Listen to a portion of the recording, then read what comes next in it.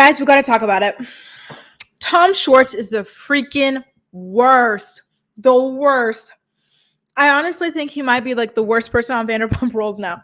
With Stassi being gone, what did you guys think of last night's episode? What the hell was that all about? He really is. Lenamo, oh, you're new. And this is such a pretty picture. Tom is your typical nice guy. Lenom says he really is the whole play shy and stuff so that other people get the blame for like the really manipulative and shady crap that he does himself. You know, the worst part about it, because someone's asking, Semyon's asking, why is he the worst? The reason why Tom is the worst is because he constantly sets his own wife up. His own wife. It's one thing your friend, your sister, your brother, your whatever, to be the bad guy, but his own wife constantly. Last week, we were all talking about how Katie is just always such this sourpuss. She's like this dark cloud, so negative, so this and that. Well, come to find out, this week, we find out that the reason why she was SHITTING on their Schwartz and Sandy's or whatever dumb restaurant name was because her husband instructed her to do so. He goes, I don't like this name, but I'm too much of a coward to tell Tom Sandoval that I don't like it. So I want you, as my wife, who he already hates, who the public already hates and thinks is a miserable asshole, to go and do it for me. He's awful. He really is freaking awful. And we're going to get into more of the reasons why I cannot stand this man and more of the reasons why he sucks. Like Sister Knight says, this doesn't mean that Katie doesn't suck, okay? But Tom freaking sucks, and he's gotten away with it for way too long. They both suck. Hey, Susie again. Yes, I absolutely am. And you're a busy viewer, girl. I love it. Yes. You know, yesterday I couldn't do any videos. So now I'm like, oh my God, let me get into it. I miss you guys so much. Hi, Shan. Thanks for being here again. You are the absolute best. She says, so far I'm enjoying the season. I'm really enjoying the season. I'm so happy that Stassi and Dax are gone. Me too. I loved seasons 1, 2, and I think 3 as well. But then Stassi, once I started catching wind of, you know, her ideologies and stuff and like the really ignorant stuff she says and feels, I couldn't watch it anymore. So I took a hiatus from the show. So it really is nice to have her back.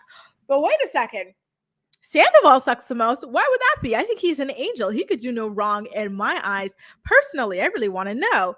Tom Sandoval, wow, disrespectful to women and to Katie. I will say that. I will give you guys that. Maybe that's what Shan meant as well. He really is mean to Katie. But to women in general, what's tea, y'all? I'm going to drop the invite link. If you guys want to drop on in, Shan, Natasha, anybody who wants to drop on in, let me know what the tea is on Tom Sandoval, because I need to be looking at him closer, I guess.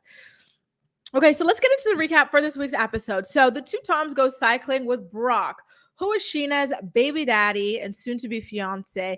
Schwartz is so in love with this guy's thighs. He's like, you know, his thighs are huge, and like, you know, your thigh to, you know, junk ratio must be so off because these thighs are so big that anything next to them is going to look tiny. And, you know, I don't know. I feel like Sandoval and Schwartz, sometimes they say some things that are very eyebrow raising. Like, I know there's like this kind of stereotype or culture of like preppy LA, like white guys being a little like kind of, I don't know what the word is, but I don't think you can say homoerotic or whatever, but like just a little bit like straddling the fence sometimes. And I think that they really truly lean into it all the time. But yeah, like they really leaned into it this episode with Schwartz taking out a marker and trying to like do an equation to figure out the size to junk ratio that would be perfect, or that Brock's might have. I really want to know. She was like, I was in love with Brock's thighs too. Yeah, Brock gives off weird vibes. He reminds me of that weirdo that Stassi decided to marry and have a kid by, Bo. Like just grifter vibes, you know, and especially finding out that he hasn't spoken to one of his children for a couple of years. Weird. Shan says fluid. Yeah, like it might be like that. Like I feel like there's a word that they use, but like it might be like that. Like, you know, where they're like not all the way straight or something like that. Yeah, like they're always leaning into it. Remember, they were like kissing each other on the mouth, like weird stuff with each other's butts and steaks, cooking steaks from the butt and just like other stuff.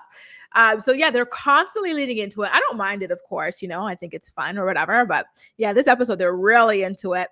Chevy says, I think he might be jealous that Schwartz is married. It's Katie's house that's on the line too, but Sandoval and Ariana don't have the same unity. That's true. But at the same time, I feel like Sandoval might be a little bit frustrated that his brand is kind of so attached to the dumbest person around. Sorry, Schwartz, but you are just such like a dunce bucket, you know? Like when Randall was trying to ask him questions about like the restaurant, the business and stuff like that, he couldn't even answer anything.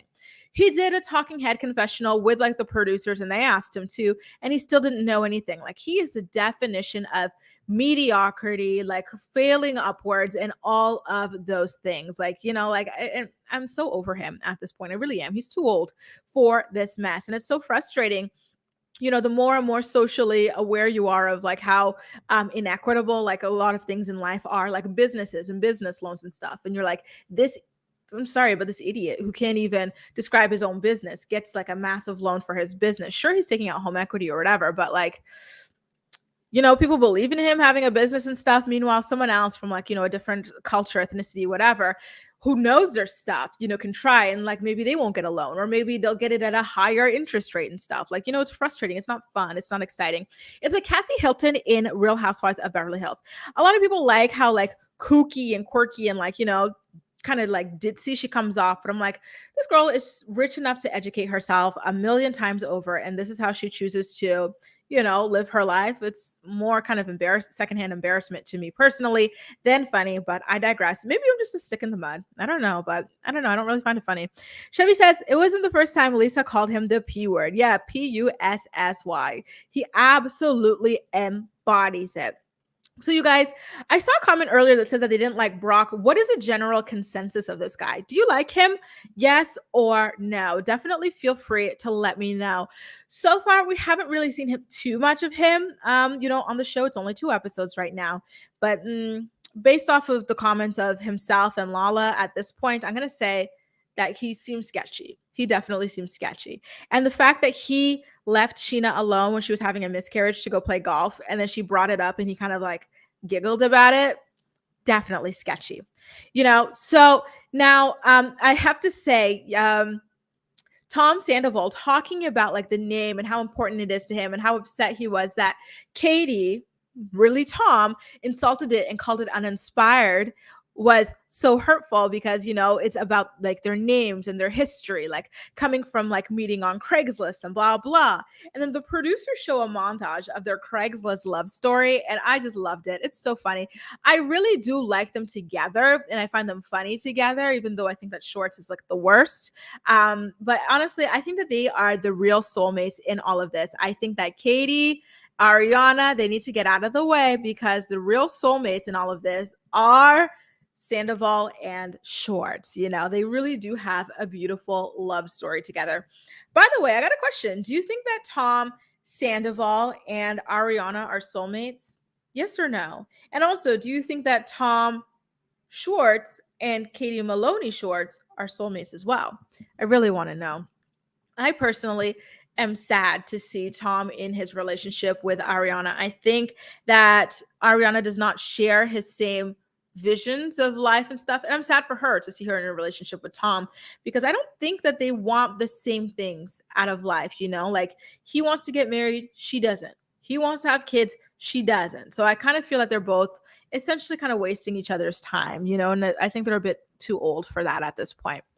Natasha says, Nastiha says, when Ariana's brother was making Stassi uncomfortable, oh yeah, I remember that. And she expressed that she found him creepy. Tom Sandoval went off on Stassi and blamed Stassi for not being more receptive of his advances.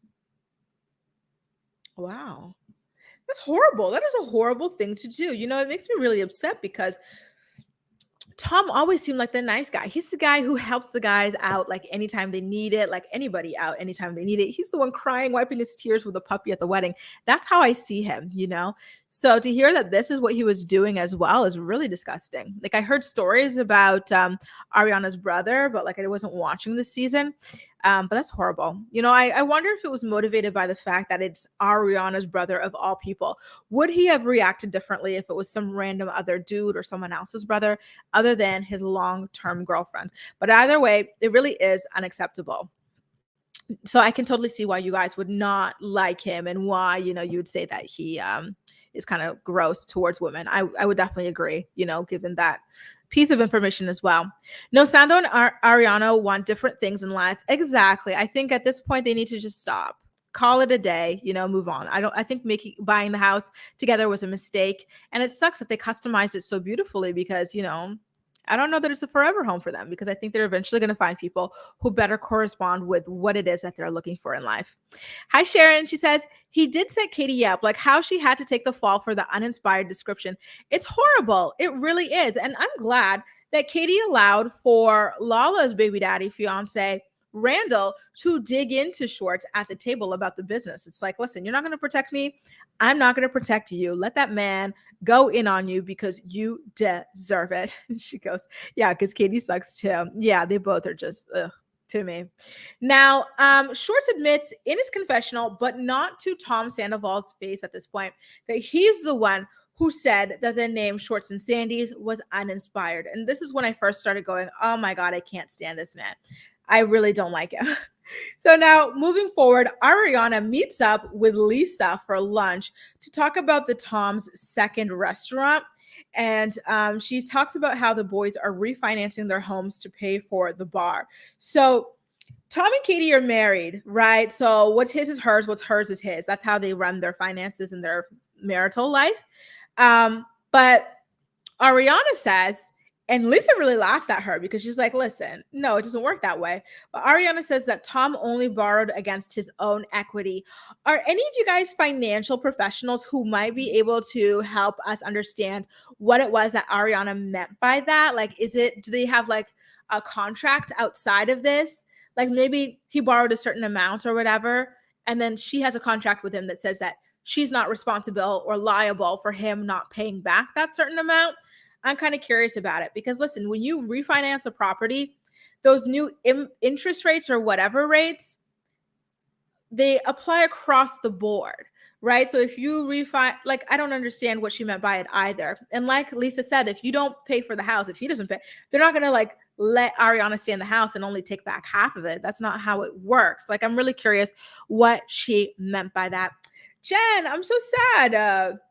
I thought I saw you in the last stream, the Young and Pregnant stream. I'm so sad. Sorry about that. It really sucks when the notifications don't work. I really need to build like a text or a website or an email list community. I might have to revive my email list because, yeah, YouTube, Facebook, Instagram, all of them have been a little bit of a mess lately. J-Pop, this photo, Teresa Caputo meets Donald Trump. So funny. Tom Sandoval is so obsessed with himself. It's hard to watch as they get older. Guys, how have I not seen him from this angle? You guys are really going in on Sandy. Maybe I'm blinded by his beauty. I am really biased when it comes to beautiful people. To me, he's very beautiful. So like, I let a lot slide, I guess. Tom Schwartz is such a wuss. I can hardly stand him either. Oh my God. I need to do a rewatch. That's it. I have to catch up on the seasons that I missed of Schwartz being a douche to people. Ariana said Tom is going to be paying her out of his pocket. But Lisa's right. They aren't coming to take half the house. Right? Like, I love that we're on this twin thing. Like, the interest rate, when you take out equity from a house and refinance, the interest rate changes 100%, right? So that applies to the both of them. So I don't know. She sounded a little dumb, but yeah. Okay. Now I'm seeing it too. He did win his own modeling competition. That's true too. So no matter what he thinks of Katie, this is in regards to Sandoval. She is his business partner's wife, period. Unprofessional, disrespectful, and appalling. Imagine Ken talking about that to Guillermo's wife. It's true. I completely agree with that. But that also adds into Tom Schwartz being a wuss. He lets Tom Sandoval talk to Katie like that. And not only that, but he lets Sandoval talk to Katie like that, knowing that he's the reason why Katie even is receiving the wrath of Sandoval. He's horrible. But I do agree with you that the fact that Sandoval can even fix his mouth to speak to a woman like that, especially in front of company, is a little bit alarming. I totally agree with that. So Ariana then tells Lisa about Lala and the whole podcast situation. Guys, is this a really big deal? Like, do you feel like it's being dragged out? Like Lala said, at this moment in time, we're kind of like not really like all that friendly. We kind of don't really give an F about each other. Ari, you weren't checking on her and she was pregnant. Same on the other side. Lala wasn't checking on you throughout her pregnancy. So technically what she said was true. You guys were not really effing with each other, giving an F about each other. It's not that deep. If she really wanted like the genuine friendship or whatever, she would have picked up the phone and said, listen, I'm sad that this is what our friendship has come to, but I think it's worth saving. And I would like for us to kind of, pick things up and start checking on each other a little bit more. Do you want to have lunch? Do you want to have dinner? Do you want to come over? Do you want to do this and that? Like, I don't like the way that she's dragging this into the ground as if, like Lala said like something very horrendous and horrific or whatever. You know what I mean? Like, I don't know. I don't like this as a storyline personally. I feel like she's reaching like really hardcore. Reg says that Watch What Happened Live interview with Katie and Lala was weird. Andy Cohen is a weirdo. And I think the ladies were feeling that energy last night. Oh my God, you guys are the ones spilling tea to me here. What was Andy doing that was so weird? I have to go back and watch it. Huh. That's interesting. Speaking about Andy Cohen being a little bit of a weirdo, I have to say, I read this interview he did this morning, and he was talking about how he regrets his interview with Oprah on Watch What Happens Live because, he felt like he was a little disrespectful to both her and the LGBT community.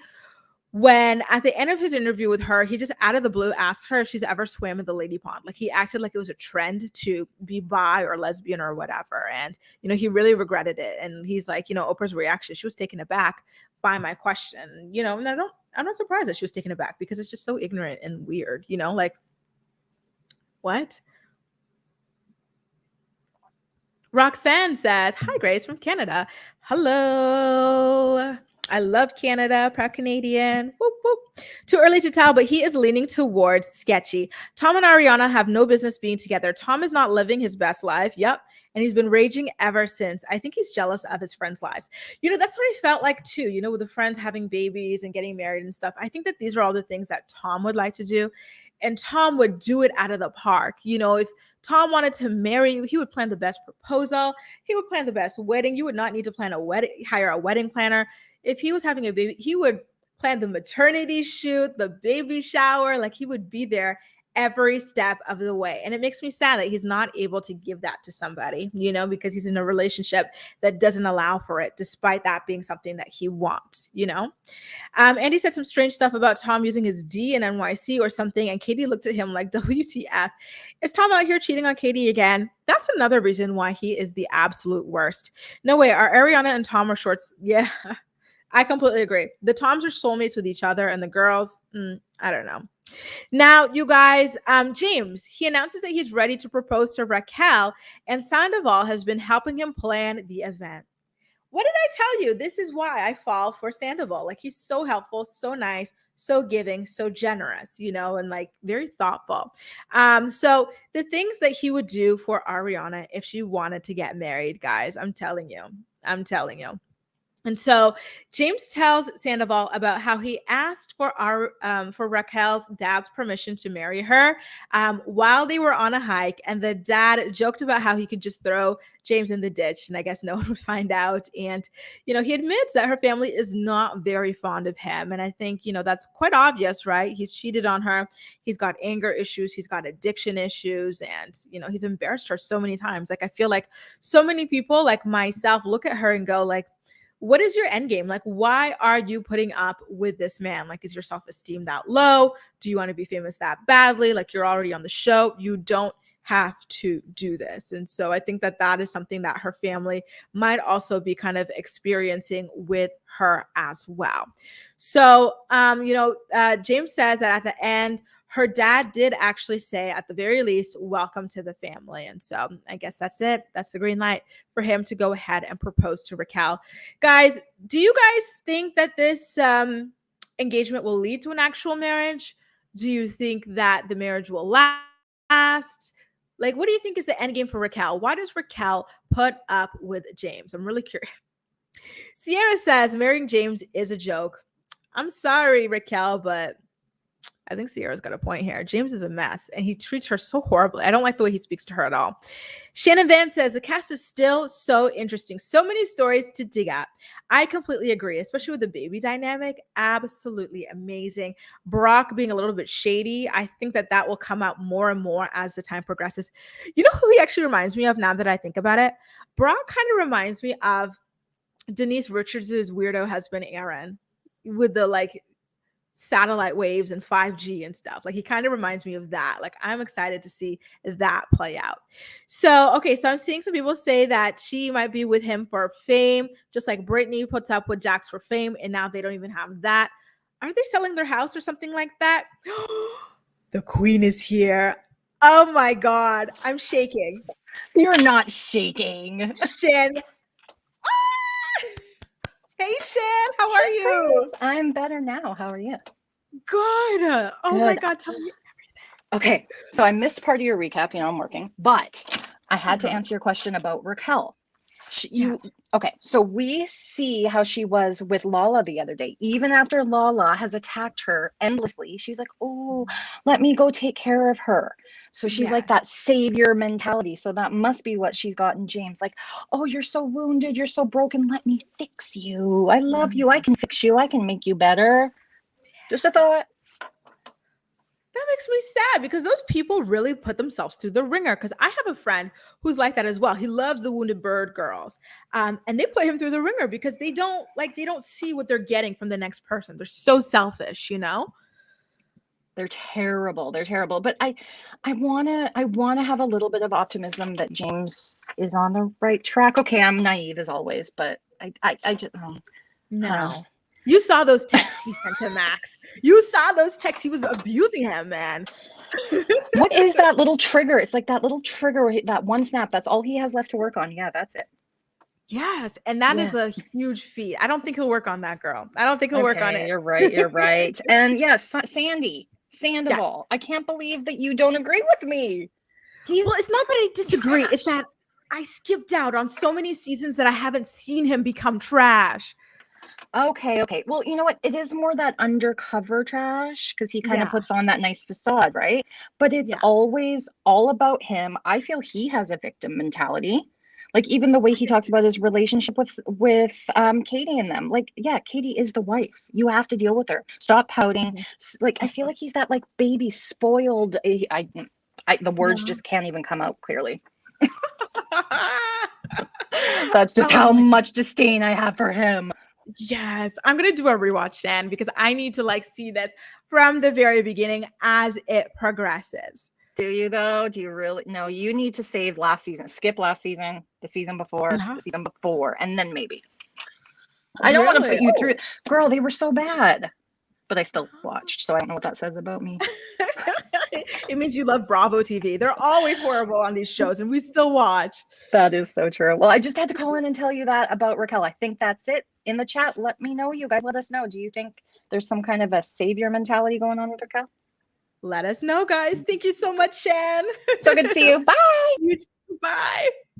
Oh my God, I love her. She's absolutely amazing. So you guys, okay, so we're seeing fame and stuff. Dad can't stop Raquel from loving him. He knows that, so he just has to go along with it. I agree. Schwartz is a definition of mediocrity. It actually disgusts me, the major opportunities he keeps receiving, but never shows an ounce of effort. Lisa, Ken, Katie, and Sandoval need to drop him. He's 38. I completely agree. Honestly, his brothers are the same. I don't know. Maybe the parents' genes just worked out that way where the kids all wound up like this. I don't know. But yeah, they're all just a little bit odd in that respect. Listen, he was never like, he couldn't even actually like work as a server at any of Lisa's restaurants, but somehow he's managed to stay on the show all this time and get 2 restaurants out of it. It's crazy. And he's weirdly flirty with a straight man that visit WWHL. He gives Me Too vibes for real. He was asking Schwartz about a cold. Whoa, that is very violating. Okay. Wow, I'm disappointed in Andy. Jeez. Perfect example of kind of just came out of nowhere. Hi, Just the Tea. It is so nice to see you here. And Shan, look at all the love you're getting in the chat. Everybody absolutely adores you. Yes, and we absolutely need her back on YouTube. I swear, you guys. So the streets are empty without you. Shan, come back. Guys, we finally get to see Randall. Have you ever heard that man talk before? Because this is the first time I ever saw him speaking, moving, and in the flesh. You know, I only ever saw his text messages to Fofty, but now here he is with Lala. Do you see genuine chemistry between Randall and Lala?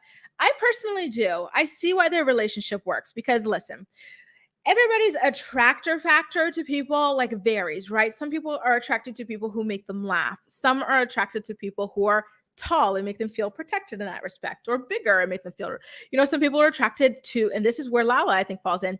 She's attracted to people who are rich and make her feel financially secure. And that is something that Randall provides for her. And on top of that, he's much older than her, which might, provide a different kind of security for her as well. So I see why their relationship has been able to work out. And from Randall's side, he wants someone who's young, super skinny, and has this like Instagram kind of look. And Lala has all those things. And I think he kind of likes the fame a little bit as well.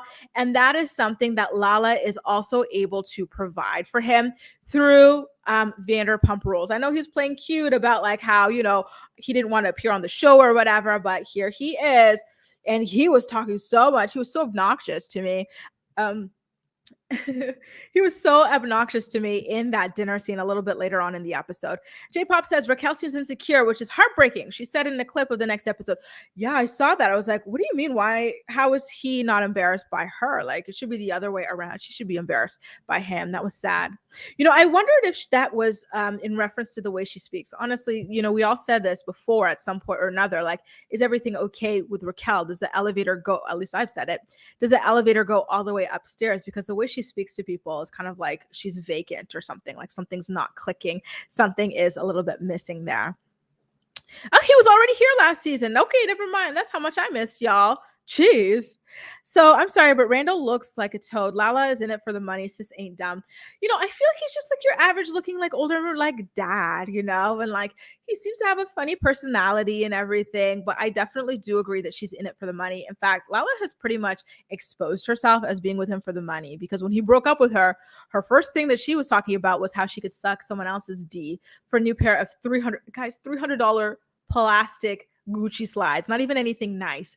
$300 plastic Gucci slides and a private jet, Last season, Randall was hilarious. I do think they go well together. Please boop that like button. Yes, please. Thank you so much, dear Dana. Okay, so yeah, I really do have to see, but that Max guy that they brought on, and the fact that he had the nerve to get up there and claim he was black and he saw himself as black. I could vomit. Lala needs to stop acting like she's hood. Charlie's right. She's the furthest thing from hood. She is not into him like that. Randall used to not be on the show because Lala was his mistress, in my opinion. Isn't it crazy how Katie went from severely harassing Lala about allegedly being Randall's mistress to being her best friend and trying to rationalize with her against Ariana, when a couple of seasons back, it was Ariana always taking up for Lala and her shady relationship. It's crazy.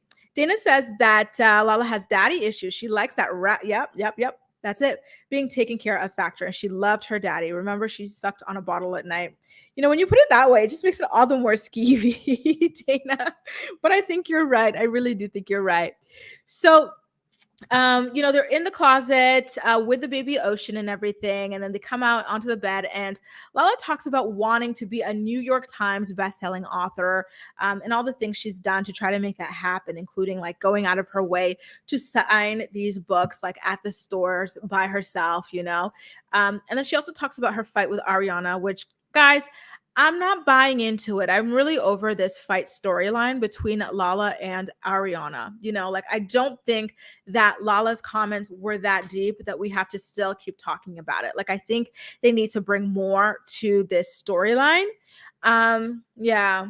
Why did she say, though, you guys, that she wanted to drown Ariana? Like, she always takes things to like this extreme, and I find it very weird. Like, all Ariana said to her was that she was upset that she went on a podcast and told the world that she doesn't give an F about Ariana. Is that worthy of a drowning? Because I personally do not think so. Anyway, yeah, guys, let me know. Like, did Lala take it too far with the drowning comments or no? Now, going back to Sandoval, he is with Lisa to her house, doing floral arrangements while Sandoval dilly-dallies in the background, looking at her horse barn or whatever. And he snitches that James is going to propose to Raquel in Palm Springs. And I don't know why he even mentioned that to Lisa, because Lisa doesn't really have a good relationship with James right now, and he knew that. And they weren't needing anything from Lisa. Lisa won't even let James spin at Sir. So why did he have to snitch to Lisa about it? I found that a little bit odd. Lisa says on one hand, she's happy for them. But on the other hand, she's worried for Raquel because Raquel deserves the best. And she's not sure that that is something that James can measure up to, which I do think is a very fair response to the news that James is about to propose to Raquel. Honestly, that was pretty much my response too. And it's not even like, I don't think I'm like, I want to say that I'm 0% happy for her. Listen, I'm happy that she's engaged and like she wants to be engaged and get married and stuff, but I'm sad that she doesn't see that this is a bad idea, if that makes sense. How do you guys feel about their engagement? Do you think it'll change James? Like, will he change with the engagement and with marriage? I don't know.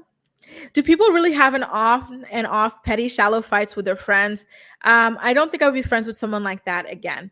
You know, personally with my friends, of course we have disagreements about stuff, but I've never had like a huge falling out off and on situation. If we have a huge falling out, then we're not going to be friends anymore, but not the off and on thing. No. Megan says, because Lala sincerely thinks she's head. Are you questioning her hoodness, Megan? Do you want to get popped? In my Lala voice. She is Tupac in what do you I almost said Tupac incarcerated. She's Tupac incarnated. Lala always takes things too far. She is so extra. She kind of reminds me of Candace from the Real Housewives of Potomac, bringing, you know, bombs to little water gun fights, as some people would say. Yeah, okay. So this is an example of Tom being a little bit shady then, right? Snitching to Lisa about the engagement for literally no reason. Like it had nothing to do with Lisa. Reg says, Grace, you need to be on Vanderpump Rules. It makes me think that it makes me cringe that there are no Black cast members. Lala being a culture vulture is not enough Black promotion for me. That's so funny. You know, they had faith and they really could have used her. And, you know, on the first season, they did have a Black cast member who was a singer who was really good friends with Sheena, and they were using her for a bit. So it made me sad that like she kind of just faded out, and then Faith, the way that they did her as well. It is weird that there are no Black cast members or Asian cast members or Latina. They did have like an Asian cast member before in like the first season or the second season. And the only time we ever saw them was when Stassi talked about how they were her backup friends for her birthday because she had a falling out with her real friends. I was like, guys, do better, please. You are in LA. It is so diverse over there. You can do better than this. You really can. So, now the boys then tell the Tom and Toms are still at Lisa's place, and they then tell Lisa about Katie not liking the, what is it, Schwartz and Sandy's restaurant name. Again, to me, it sounds like a soda. I'm picturing an Orange Crush or a Peach Bellini. And Lisa doesn't like the name either, actually. So Schwartz then finally admits to Sandoval's face that he's the one who said that the name was uninspired and that he put the battery in Katie's back and told her that she had to plant the seeds of doubt in Sandoval's head. Honestly, this is the worst husband ever. You know, he cheats on her constantly. Like, how many storylines have we had about this man cheating on Katie since they got married, since before they got married, him gaslighting her about it? That's bad enough to make him a horrible husband in person. But on top of that, he is now setting her up to be dragged by his business partner, publicly dragged by his business partner, and to be dragged by the viewers as well. Like, he's horrible. He is horrible. We could definitely use some diversity on that show, y'all. But the thing is, they don't have these friendships genuinely, which makes it so like, you know, it's kind of like awkward if they bring, you know, someone of color to the show because they're not actually, you know, friends with them. So like they don't hang around people of color, so they don't know how to interact. They might like get all weird or something, you know, like how they do in some of these other shows. Shan says it sounds like a beach bar. See, I could see that as well. You know, it just does not sound like, you know, like a hot, trendy bar. I think that they had a name online. What was the other name that someone said? Once Upon a Tom. I think Katie allegedly came up with that on Watch What Happens Live. Is that something that you guys support? Do you like that name? Let me know. Shan says, did you see the season where Katie told him that his DICK doesn't work? Can you imagine? Terrible, terrible relationship. I did. Yeah. She came out of the house and screamed it at him as he was driving away or something. She talked about it being little and stuff. She's always degrading his body parts. And that relationship is toxic. I remember even someone on Watch What Happens Live after that episode, Shan, they played the clip and asked what she thought, and she was flabbergasted. She's like, that's a little disturbing. And it is, to be speaking to your husband, or your partner or whatever like that. So this is when things go from bad to worse. Schwartz then goes home, right? And he's talking to Katie about the situation and how he fessed up to being the one who had her go and, talk crap about the restaurant name to Sandoval. And then instead of kind of just like apologizing to her about that, what does this BITCHASS do? He goes, okay, Katie, now I need you to go and apologize to Sandoval for talking crap about the name. Are you kidding me, dude? You're the one who made her talk crap.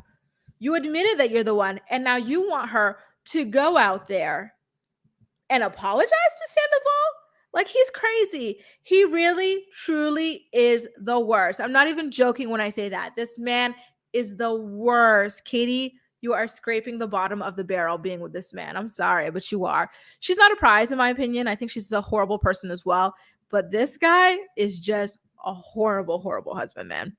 One of the Beachbody fitness talents is actually a bartender that James went head to head with at Pump, I believe, and was, why was he not? Is that the Jameson guy, the black guy named Jameson? And then James got into a fight with him or something and then called him a racist term or something like that, if I'm not mistaken, Dana. As far as Tom and Katie, Tom is a lucky one. What woman pushing 40 would ever put up with Tom Schwartz? Everything he has is off Kate's back. I agree. Honestly, I don't think any other woman would want to be with him. Katie sucks, but listen, she can work and this and that. So like, I can see someone else being with her, but Schwartz, a bit of a good for nothing. Oh, you don't like the name either, Once Upon a Tom? Okay, you guys are really not really liking this. Someone asked, is Tom Sandoval gay? Well, he says he's straight, and he's only, as far as we've seen on the show, he's only been in relationships with women. But I think he likes to kind of toe the line a little bit with some of his jokes or his mannerisms and stuff. I think, what was I talking about earlier? Oh, this is Sandoval. Sorry, I thought you were talking about Schwartz. I was saying that earlier about Schwartz towing the line because he was like, oh, Brock, how big is it? What's the perfect thigh to junk ratio and stuff? Like, the guys really like to kind of like, toy around with things, which, I think it's fun. I think guys should be open to kind of joking about these sorts of things. Like, usually it's very normalized when women do it and not with guys. And these guys are kind of like, opening up the box to that. The door. Honestly, typical Tom Schwartz behavior. He is spineless. Schwartz is stuck in the middle and afraid of conflict. So this is why he's behaving this way. I feel like, yeah, like that's exactly it. And he doesn't even know it, but like unknowingly, he makes even more conflict because now Katie has to apologize after he already told the other Tom that he's the one who made Katie do it. So now the other Tom has already let it go, but when Katie comes to apologize, he's going to treat her like it was even her idea to say all that stuff again, and it just keeps on turning. Once Upon a Child, that's where that name comes from. Interesting. Very, very interesting. I always thought it was just like Once Upon a Time play on it. Yeah, I don't know that he used a slur or something. Like, I was barely watching at this time, but he did say something racist to Jameson, and then Lisa had him apologize, and he was suspended by a little bit. And the question, why is T still on when other people got fired? They pick and choose, right? You can't fire Stassi, Jax, Brittany, and James, I guess, I don't know. I guess that's it, which is unfortunate. They could have just shelved the whole show if they really wanted to, stick with the integrity and stuff. But I think that these people always pick and choose, and I think that the whole thing was very fake and calculated. They knew all these things going into the show, even Stassi's podcast and her Nazi chic comments and stuff, and they kept it going until, things came to a real big head when it came to racial justice in America, and they started pretending to care about it. So the group then arrives in Palm Springs. By the way, Lala and Randall had their own villa because they've got their own baby there, which would be frustrating with everybody, right? And on top of that, they're rich. They don't need to share with you guys. They're richer than the other people. So Lala's agent calls to tell her that she didn't make it onto the New York Times bestseller list, and she gets very emotional about it. Why do you guys think that she did not make it on the list? I personally thought that she would make it on the list. I thought these people basically bought their way onto these lists. I thought that what people said about the list was that it's kind of like, very niche. Like, you could be New York Times on this very, very niche, of books written at 3:58 p.m. on a Tuesday, October 6th of 2021. Like, and then you could be a New York Times bestseller that way. Like, I was very surprised that she did not make the list personally. Do you guys think that it was because of all of the Fausti drama going on at the time? Could that have been why? I don't know. That definitely surprised me because she was very visual with the book and everything. She was always on social media promoting it to, the best of my knowledge and everything. But yeah, and I completely agree, Shan. But yeah, they definitely do not genuinely care. It's all about just posturing. Nastiha says, sorry, but Tom cheats, contributes nothing, gaslights her, disrespects her, allows others to disrespect her, throws her into the lion's den and gets physical with her. Yeah, when he poured that drink.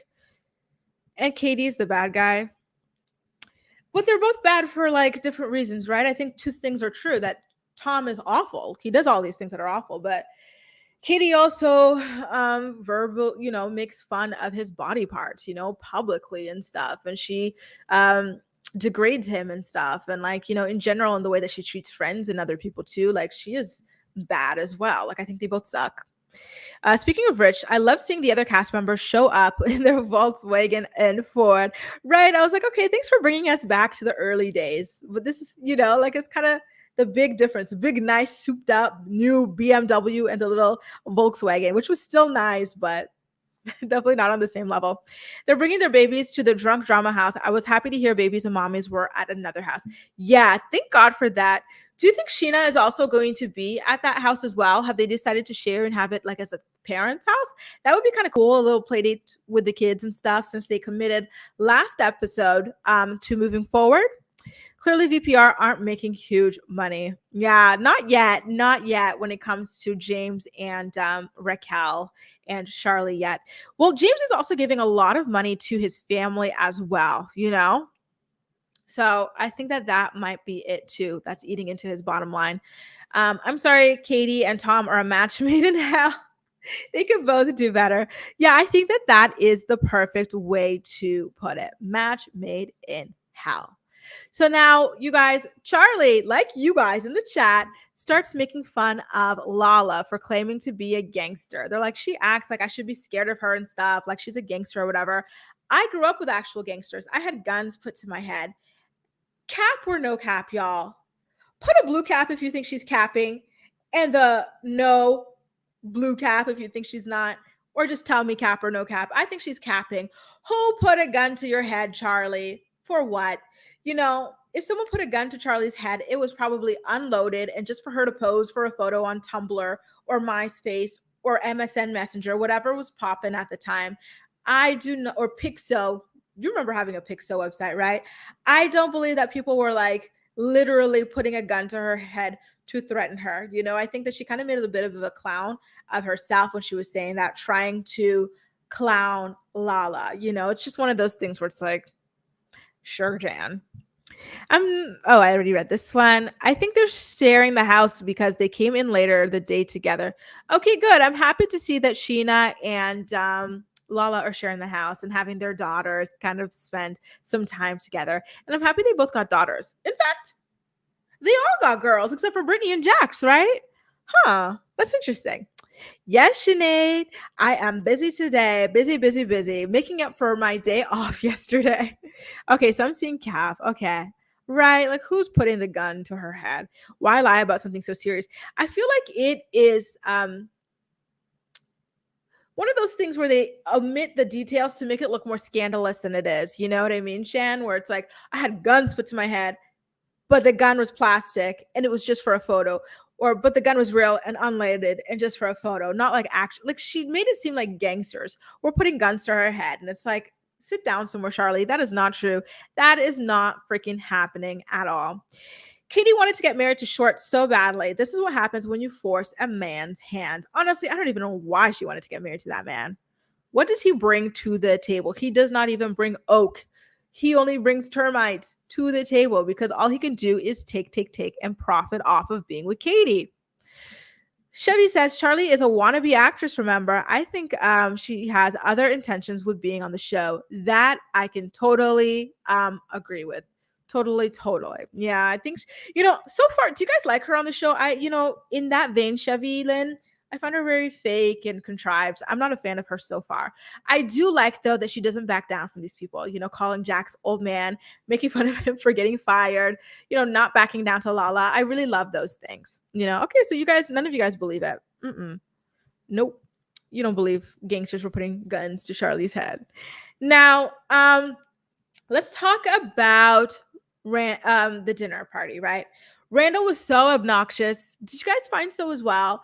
The Toms apparently rejected him from investing in their restaurant, which I think was very intelligent. Like they have a friendship that is deeper and longer than whatever they can have with Randall. They barely know him, and like it would just be too messy and complicated to involve him in it. They already are taking the equity from their homes. They already have one of the Toms' mom investing as well. So they're good, to go to the restaurant. They don't need any more money. And it's easier because, it's family at the end of the day there between those three. Randall, listen, they're borderline friend's fiance. They barely even like Lala. Like they didn't even like Lala until the private jet came around. So like it didn't make sense. I feel like Randall is trying too hard to fit in with these guys and stuff. And it's a little cringeworthy to me. And he seemed to have really taken it personally. He brought it up at the dinner table and kind of complained about it, then put them on the spot, asking them questions about their restaurant, the concept and stuff. And it's like, listen, the restaurant is not open yet. So the information, the details about it is all proprietary. They're not going to tell you about it in front of a group of other people who know other people in the restaurant industry who can share their secrets and ruin the surprise of the restaurant. What if this season or the show or the clip or whatever airs before the restaurant opens? Now all that information is out there for someone else to run with the idea before they can even do it themselves. Like, I really did not like the way he was doing that. No. Megan says that's what the show was originally about. In season 1, everyone was pursuing an acting job. That's true too when you put it that way. That is very true when you put it that way. But yeah, I don't know. There's just something about her that just seems to like try hard. I'll say try hard. Even Raquel, I don't like. And I don't think Raquel is trying to be an actor, but I just don't like her. I think she makes me so uncomfortable because it really seems like there's nothing up there but crickets. The way she talks to people, looks at people, I'm like uncomfortable. Charlie and Jax agree. I do like that she doesn't back down. I think Randall was asking questions because he said he was thinking about investing. But at this point, he was already rejected from being able to invest in their business. You know what I mean? So it's kind of like, what use do these questions have for you at this point? Like, what can you possibly do with these questions at these points? Oh, no. Sorry, you guys. Someone is in my chat. Some weirdo. How do I block this user? So strange. Okay, they're blocked. Hallelujah. Yeah. Like he had no use for the information because they already rejected him. They said that he could not invest in the restaurant. So I felt like he was just like trying to like wave the money, like, oh, I've got all this money to invest in restaurants, blah, blah, blah, over their heads, So, yeah, then they do that fashion show. Tom Sandoval decided to have like this fashion show, an avant-garde fashion show, because apparently he's got a bunch of these fashions lying around in his closet. And so he puts on heels and everything. He puts on a mesh shirt with tape on his nipples and everything. And he really leaned into it. And, again, I'm like, these guys are very much interesting, we'll say. I love that they're not afraid of these things, that they really lean into whatever it is that they want to do. And they're not afraid of being judged or, labeled or painted one way or the other. I'll give them that. I feel like some of the people didn't really try in the fashion show. Charlie, she looked like so lame. You know what I mean? Like, I didn't like that she just wore that like plain black dress. I don't know. I felt like a lot of the outfits were lame. Schwartz running and jumping in the pool in his underwear, lame too. Like, it was an avant-garde fashion show, not a jump in the pool in your underwear fashion show. Was it fair for Sandoval to be the only judge of the thing? because of course he ultimately wound up winning due to this, but also due to his outfit, right? Like his outfit was very nice as well. So I think he would have won anyway, but it was lame. Sheena's outfit was lame. Lala's outfit was lame. She just wanted to show her snapback. What did you guys think about the outfits? Did the people really actually try during the thing? Oh, Shan, no super chats from Shan. You're already modding. Thank you so much. You are the absolute best. She says, thanks for being one of the only channels I know doing Vanderpump Rules. You're welcome. I'm so happy that honestly, Stassi and Jax and Brittany and all of them are gone. It's so nice to be able to get back into the show without feeling gross for watching it. She also says, of course, the troll came right as I was doing the super chat. No worries. It's just a quick block a button away here in StreamYard. Don't even worry about it. So now, yeah, Katie, she was very funny when she gave that commentary about Sandoval winning his own thing because he was the only judge. What did Katie even wear? I felt like her outfit must have been lame too because I don't even remember it. Someone said that Brock's outfit was the best. Yeah, it was fun. He had fun with it. That's something that I will give him. He had fun with it. He really tried, and that was fun. It was fun, his outfit. It definitely was avant-garde as well. Sandoval was lame for the competition, making it so obvious. He is really competitive when it comes to costumes and stuff. I would love to go to one of his Halloween parties. Right now, I'm kind of on the fence. I've got my lipstick on this about throwing my own Halloween party this year, but I would love for Sandoval to throw a Halloween party. I would be there in a New York minute just to see what he would be wearing because he has fun with stuff, I really love that about him. So I have a question when it came to the food now. Sandwiches. Why were these people eating sandwiches? These were not even brioche or baguette sandwiches. These were regular square bread sandwiches. So this actually ultimately leads into a conversation that I wanted to share with you guys, because if you're longtime viewers of my show, then you know that, when Charlie was talking about her food issues or something, I kind of related on a certain level. Hang on. Thank you so much for the super sticker, Coast Coast. You are absolutely amazing. Thank you for watching. You guys, these super chats are so helpful to, continuing to run the show and watch all of these shows and stuff. So thank you so much for helping to support the channel. So Charlie, people were kind of picking at her for why she ate a different sandwich than them, but why were they only eating, why would you order that? I thought you guys were in this nice bougie place. That's the best you can order, not sushi, not tapas, but sandwiches, square sandwiches. Why were they eating that? I think I've told you guys this before. I have a phobia of the sandwich bread that they were eating. When they were eating that food, even talking about it, I'm like, wow. I just get so grossed out. And it is true. Certain things happen in life to give you certain attitudes towards certain foods or food in general or whatever. So for me, oh my God, my bread phobia was from, when we moved from Kenya to Canada.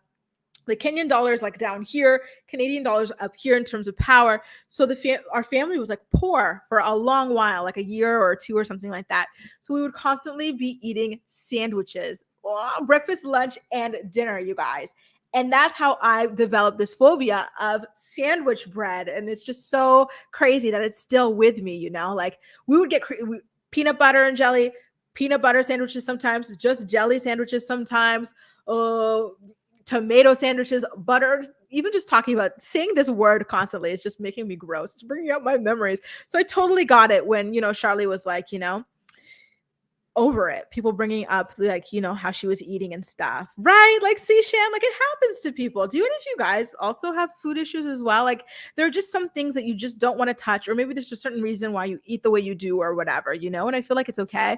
I didn't like how Lala was kind of deflecting the blame by saying, I'm not a mind reader. How do you expect me to know this? It's of course you're not a mind reader, but that's why you think before you speak, and you don't call people morons or whatever because they don't eat a certain kind of food. That was the whole point of Charlie's meltdown, Lala. I really didn't appreciate her kind of trying to deflect the blame that way. So, James then admits to the group that he's not allowed to DJ at Sir after bullying Lisa's son, Max. And of course, he minimizes the way that he treated Max, right?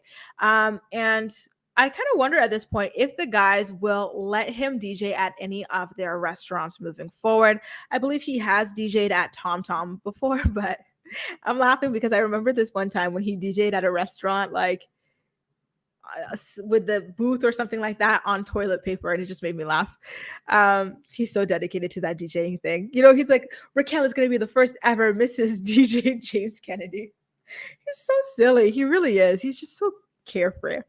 So yeah, like the Toms really encourage James, you know, despite him admitting to being a douche to Lisa's son, and claim that he's grown, which where's the growth, right? Because he's still getting in the same trouble that he's always been getting in. And at this point, Lala decides to call the group out. She's like, no, no, no, no. Like, how are you guys so delusional when it comes to James? But when I was like doing things like this or whatever, you guys did not cut me any kind of slack. And keep in mind, Lala's dad had died when she was acting a fool. You know what I mean? So she asked that, and no one ever really kind of answers it. No one really answers it, right? So it was kind of interesting. I'm glad that she did kind of bring that up, though, because it's not fair. I feel like men are always coddled. You know, women, like, it's like, oh, you do something, and, you know, they both bully people. They're both horrible. But like, you're stuck with this for life. You're going to have to repent for life. But a man does a million and one things. It's, you know, he's growing, he's learning, he's doing his best or whatever. And it's not fair. And I'm happy to see the double standards be called out.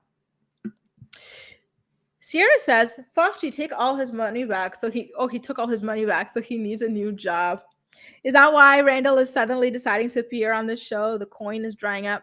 You know, I heard he was kind of like, not a Tom Girardi criminal or whatever, but I heard he was like one of those rich people who kind of like fakes the funk with their money. Who said that? Like, someone came out and said that his money is like funny money or something. You know, he's like borrowing or mortgaging things in order to live a life of luxury. Shan says the white Kanye has a lot in common with the original delusional. That is 100% it. And there's just something about delusion that is just so tickling. Like, it's so freaking funny. I love it. So, how did you guys feel about Lala claiming that Ariana is the one that acted disgustingly at Sheena's birthday? Lala's the one who was like yelling, cursing. She's also the one that was like picking a random target for who she'll direct her rage at in the future. Like, she was acting quite disgustingly. Pot calling the kettle black. Yeah. And also, I have to say, their tanner was so distracting, because to me, when I see people with a lot of tanner, they look like they're using wood polish or something like that. Like, they're just this unnatural like shade. You know, it's like one thing to be like this, maybe this candle. Hang on, let me see. I have to bring my camera back up. It's one thing, like, if the thing like makes them this, I imagine they want to be this shade, I guess. This like caramelish shade, I don't know, this light beige or brown beige or whatever. But they look like wood polish, you know, like it just doesn't blend well on them. It sits on their skin and kind of makes them end up looking a little bit dirty. So I was distracted by the tanner and all of this, you know. It reminded me of that one reunion. Do you remember that reunion where Lala was so like, so tanned up and it looked so crazy? That's what it reminded me of. Guabadia money. Yes, that's exactly it. A lot of times these rich people, entre guillemets, in quotation marks, they're fake rich. They're mortgaging things or whatever. And that's what I heard Randall was doing. You know, I don't know him too well or watch him too much, but yeah, apparently that's what he's up to. I'm with Lala on this one. She called her a moron because Charlie's theory that pasta causes obesity or weight gain. Oh, I didn't know that that was the reason. I thought it was just because she didn't eat the pasta. It wasn't nice, but it really wasn't what Charlie is trying to make it out to be. So in that case, then, Nasteha, Charlie's being manipulative. So I could see why Lala would be pissed off at her. How do you go from someone calling you an idiot because you're claiming that this food causes obesity and weight gain, which is, you know, you making a medical claim that is categorically false, to you claiming that they are making fun of you for having food issues or whatever? That is weird. Thanks for bringing that up. And the full drag makeup. Yes, like, it's so much, you know, they really can be overwhelming. It reminds me of Candace from Housewives of Potomac. She looks like a baby drag queen all the time. You're like, can you do a natural beat? Like, what is going on that you need to be in full drag all the time? It's just, I don't know. I'm not a huge fan of it. Big capper. Yen Yen says, big capper. Cap or no cap? So then, Charlie, yeah, she starts crying about the food trauma and stuff and being forced to eat food. I can imagine being forced to eat food that like you have a phobia of. You know what I mean? Like it's horrible, you know, even just like being around it or whatever, or like seeing other people eat it or hearing them eat it, you're like, ugh. So if someone actually forcing you to touch it and eat it yourself, that's horrible. Like I really feel for her. I feel for her. If someone gave me sandwich bread, you guys, I would faint. I would have to faint. Like, oh, what is that? So now Lala actually, you know, tried to extend an olive branch to Charlie by going to go and check on her. And I thought that was quite nice. But of course, she did the mind reader thing or whatever. So now Naseha kind of corrected me on that. So now I think I get where she's coming from a little bit more, Lala, on that thing. And last but not least, we get a montage of Lala calling people bitchs like 100 different times with 100 different iterations of her face as well. And Lala, she's a character, you guys. She's a character. She reminds me of Gigi from The Shaws of Sunset. Anyway, you guys, that does it. A recap of what went down on last night's episode of Vanderpump Rules. That's season 9, episode 2. I had so much fun doing this live recap with you all. Thank you so much for being here. Thank you so much for your super chats. And thank you a million times over to Shan for being an amazing moderator. I would love to co-host a recap of Vanderpump Rules with you one day, girl. Let me know if you're into it. I will see you guys again next week for next week's episode. Take care, and please make sure to like the video if you enjoyed the live stream as well. Bye.